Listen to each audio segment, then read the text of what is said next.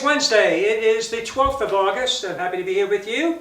And reading from Matthew chapter 18. Jesus said to his disciples, "If your brother sins against you, go and tell him his fault between you and him alone.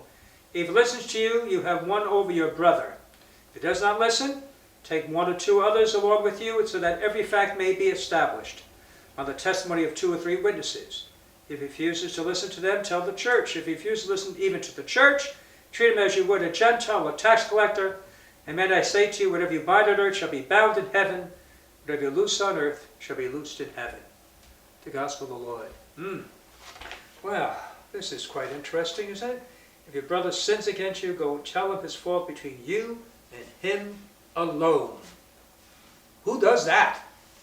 I'd rather gossip about the feller, all right? Or her, or him. Don't we? Sure, if someone affects us, how often do we really confront that individual, right?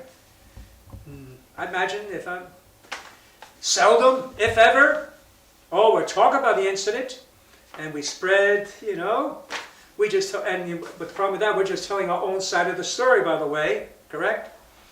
And I always tell myself, when people talk about somebody, you learn more about the person who's speaking than the person who they're speaking about.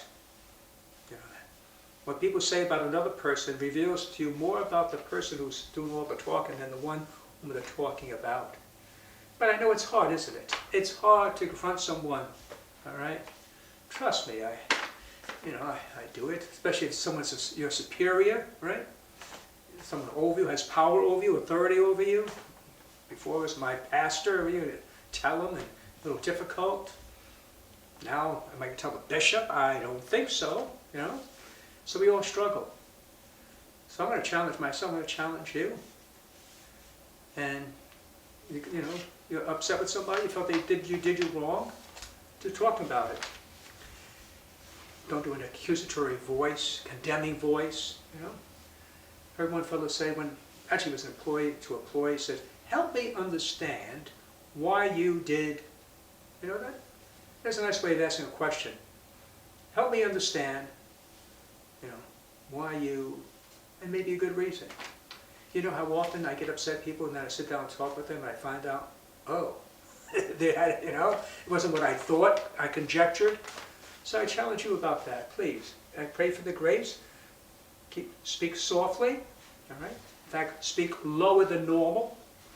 Lower your voice, because the louder we get, the more, I know that about myself. Try to speak in a softer voice and say, "Help me to understand why you," and maybe you'll be able to resolve it without it spreading gossip and ill will. Okay?